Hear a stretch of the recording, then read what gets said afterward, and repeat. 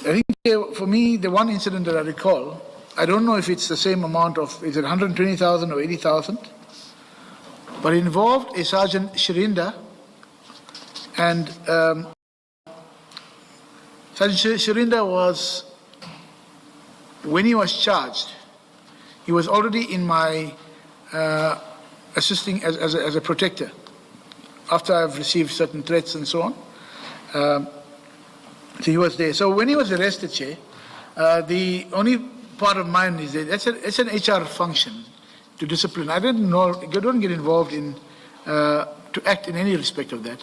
What happens is when EMPD officers, because of the history of EMPD officers who go on raids or whatever the work is, and if they're arrested, there is a situation to say that if you need legal services, we assist, because then you're not going to get EMPD officers wanting to go out at night or at any stage. And this happened before, with Chief of Police Mapias approached me, and I said, Chief, give me the facts, and then we look at it. So when this incident happened, and there was a I don't know if Captain Magagula from the Ipid, and it was all over the news and so on in arresting them. So I don't play a role in that. But I did assist in terms of to secure that no other EMPD officers don't want to go out and do the stuff. So give them the legal, let them follow the services. It's not something that has not been done before, and it is within our capacity. We do allow them that space. The HR functions, what the HR do about it, whether they decide to wait for the criminal conviction or go ahead with that is entirely. And one of the most tricky things was Magagula in the bail application, when it was delayed, the process was delayed. He raised another issue to use in the bail application to say, no, they're also going to be, I'm charging them on another matter, or they've been charged on another matter, only to later find that the DPP declined to prosecute. So he used information that was already finalized to try and stifle the bail proceedings. So those are some of the things we get involved. But I'm reported by that, so I'm not. But Sherinda has since been taken away from my profile. When he was with me, I had no issues. He's excellent in terms of what services he rendered while he was with me. On page 18, Chair, alleged failure to respond to a complaint by the community liaison officer implicating Brigadier. Chair, the only matter I'm aware of here is the one of the grievance that was raised by Colonel Tepa. Now, Colonel Tepa, apparently she was moved from her position, the unit was disbanded. But that is a process between the city manager, the chief of police. When I engaged in the grievance proceedings, I had formal grievance proceedings. I've got a record of my outcome as well. And only to be told by Mr. Ivan Duplessis that no, it was not the Brigadier Mkunazi who was acting chief of police. It was not his decision. It was the decision of Chief of Police Mapiye to disband. So I had nothing. I looked at the grievance. I said, but you're taking a grievance against Brigadier Mkunazi, whereas the actual decision was taken by Chief of Police together with the city manager. So I did the formal process for that was followed, Chief. So I deny that I ignored that, the process. And in fact, she was also represented by a union from Imatu. And I said to them, take it more serious. If you're not happy with the grievance, you can take it on further. Alleged unlawful participation in the restructuring of the disciplinary and grievance processes. Chair, I think I've spoken to that already. It goes to that way. I'm saying, Chair, nothing was unlawful. It was within the realm of the city manager to do that. And my role just came in an added compliance function.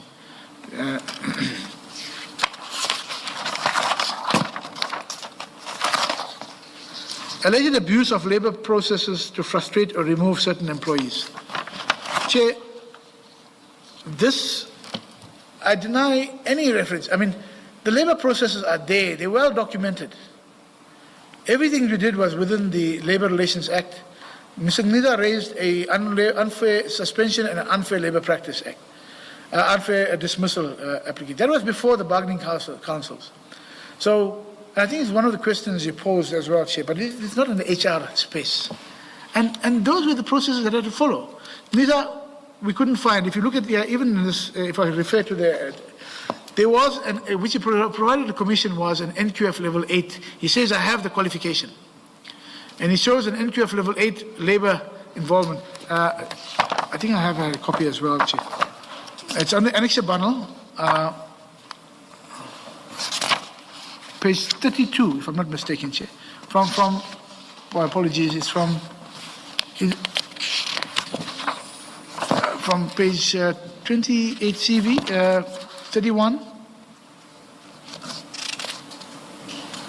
On page 31 of that annexure bundle, Chair. I've also attached it to my bundle, Chair.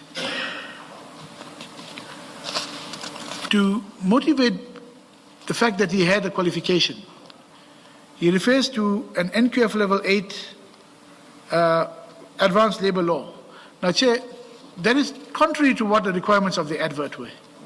The advert spoke about the B Juris or an NQF Level 7 with labor law and others as specialized subjects. Then he used this NQF level, higher level, to say, no, I'm valid within this point to get the job. He gave the Commission an NQF Level 8. This NQF Level 8 certification only came to the attention of the HOD and during the processes in about March 2024. So this comes back from 2009 when he supposedly obtained the... Now, Chair, on his HR file, we did a vetting in 2021 of all the employees to look at ghost employees and so on. On his employment file, I think it's important that I just touch on that and then we move on, Chair. Page 38 of that bundle, you can see the University of South Africa Advanced Labour Law, NQF Level 7. So the NQF Level 8 was 48 credits. The NQF Level 7 was 24 credits for the same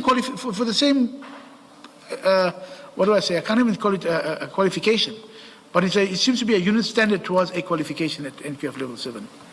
So these are the things we were dealing with, Chair, when we decided to start looking at how do we recover, because if somebody defrauded the city or any institution, then it's an obligation for me to recover. You know, so those are the seven issues, and we couldn't get a direct answer from him.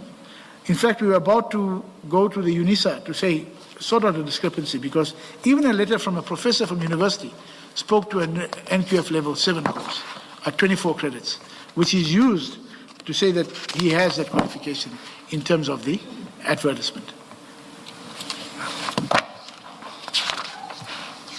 So on Mr. Nida's is on page 23, Chair. I think I've completed that. If I may move on. Mr. Rivo's piece, Chair, with your permission, on page 25. Chair, Rivo's piece and I, decop Rivo's piece, I've never had an issue with it. The only issue that arose as a result of the investigation into Sintel. Cintel involves almost 100 million rands, which we're still trying to get. I'm trying to get figures from the Chief Financial Officer and the department. I can't understand why, because we need to do the correlation. Why is there a reluctance to give us that information? I see City of Johannesburg also now recently terminated the Cintel investigation. They were this back office fines administration people. River's piece was the project manager of that. So Chief of Police in 2024 June came to me, they were trying to get extensions. But we've been saying, but don't have evergreen contracts. You can't have a company. Can you please explain what these Cintel traffic fines were? Okay. Or the Cintel traffic fine system? What exactly was that? Okay, thank you, Chair.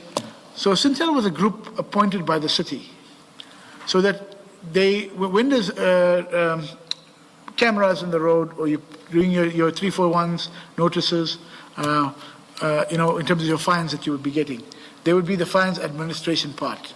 They would be involved in collecting fines, and then there is a portion in terms of the agreement that they would withhold, and then they'll pass the rest off to the city, and then the city has a relationship with province in terms of the Road Traffic Act and all of those legislation for the administration of fines.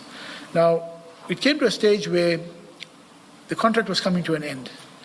The city decided that, you know what, we're paying too much money to Cintel, and then Cintel already set up their own collection review, the My City. I think you can see it's My City or My Pay app, which is now linked to this R2 systems where you can be paying.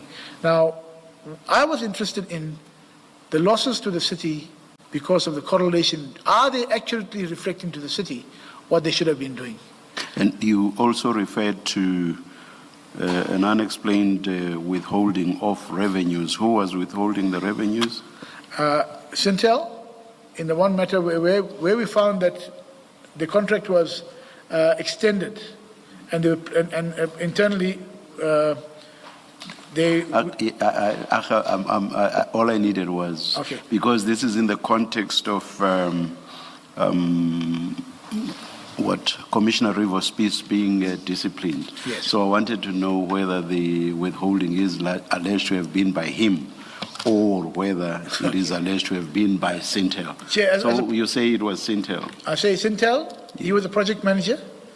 He needed to get all the funds, total accounting before that contract exited. All right. No, that's enough. I just wanted to, is it Cintel or was it Commissioner All right. Peace? No, thank you, Chair. Cintel. Thank you. Please But continue. nonetheless, yes, so Sintel is still outstanding and we're busy with that, Chair. On Colonel Kelebogile Tepa, as I've mentioned already, I think, it was basically the issue of transfer, of her transfer, but that was done between the Chief of Police, City Manager, and I dealt with the brief of it. On MAPIA, Chair, as I said, there was a lot of engagements because it was quite serious. For me, it is sexual harassment. I've dealt with it. There was political involvement by Mr. Itzhak Berg, who was the party leader of Independent Ratepay, IRASA, and Tanya Campbell, Mayor Campbell, and there's a councillor called Pretorius, Brandon Pretorius. So it ends up saying, linking to the executive mayor. So it was not the entire council, that there were a few pockets of who were trying to exert control in terms of chief of police. And even on the settlements, and then the non-paying of attorneys, because hoping, and the effect was, by not paying these attorneys, despite promises to pay them, there was a withdrawal from there, and which you can't blame the advocates for. And that has caused us another problem in terms of finalizing the disciplinary process of the Chief of Police. On page 28, 6.6, alleged improper involvement in the forensic investigation. So the BX emails, I've touched on it already. I am the Deputy Information Officer for Popia, with huge fines that can be raised because of what was the content. I raised that as a concern. The city manager then called through the chief audit executive, and they appointed, so I was never involved in the appointment and so on. I only participated thereafter in terms of any information that is required by the investigators. So my role was limited to the fact that I was concerned about the content of the email, and thereafter I raised it, escalated it, and received the report thereafter. Thank you, Chief. On page 30, Chair, alleged failure to adequately address a grievance of Colonel Tepa. Again, that's been done. I have addressed it. I set in a grievance formal process. I have a finalized outcome, which was finding that the Chief of Police was the one that actually did the transfer.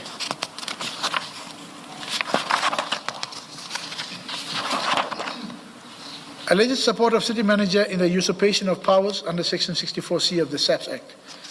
Chair, I just want to spend time on this. This is, for me, even at local government level, it's still a problem at all municipalities, because there is no clear-cut data to say that you are at EMPD or a police department of the metro. You know, all those SAPs and the provincial MEC and so on have an impact on the establishment. But once that happens, there's a lot of issues that fall. So I did not at any stage usurp any powers of the chief or assist in any usurpation of powers. The 64C2B of the Act provides that the executive head of the municipal service is responsible for the recruitment. I agree with that. The executive head being the chief of police. But there's a hybrid role. The executive head in terms of the SAPS Act for EMPD, but he's also an HOD in terms of Section 56 appointment. HODs at our level, we do not get involved in the appointment. The most, to the extent I would get involved maybe with the divisional head or the deputy chief of police, and maybe even the executive manager, but not at any lower levels. So as much as I hear what the chief says, overall he's in charge, and he has to approve the appointments and so on. But from my side, and even in my response that I drafted, I even say, I recognize that there could have been things happening.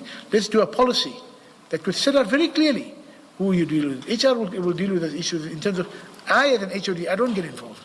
Chief of MAPA was an HOD as well, in terms of 56, but he had the dual role as an ED, Executive Director in terms of SAPS Act. So it was a dual function, and with the respect of powers of SAPS Act, but also respect of the MFMA and the City and the Systems Act and all the legislation. I got confused when you said he doesn't get involved, but overall he has to approve. What do you mean by the last part, overall he has to approve? Okay. And in the context of the question you are dealing with, if he did not approve, would that be irregular? Chair, remember at the level of below the divisional head, maybe below the executive manager, you would have, the chief would not be directly involved in the interview process and so on. But then when the appointments come through, he should be the one approving. Even in my instance, if there's junior staff members, they will come to me to say, okay, this is what, and you can't go against what the interview panel said because you're not part of the process. So that is where I'm saying, yes, overall, he has the approving authority to say, I'm approving this, but not, and so on. But generally it comes from appointment of a panel that he appoints. So the panel does the work, and then he looks at the work that they've done and the report, and then he says, I'm approving it. If I'm not approving it, then he'll say, I'm not approving it based on these issues that I find. So that is the process. So if he gets told after the event that 60-odd people have been promoted or several other people have been appointed to positions, would that be irregular because he would not have approved that? That's irregular, Chair, because he should have come to his knowledge to say, I've appointed all of these people. As I said, I've appointed all of these staff members, and then he would have then had the thing to say, okay, but what is this? He could have done that. So he's the head of that in that respect. The SAPS Act, I trust everything. You're satisfied with that, Chair? Can I move on?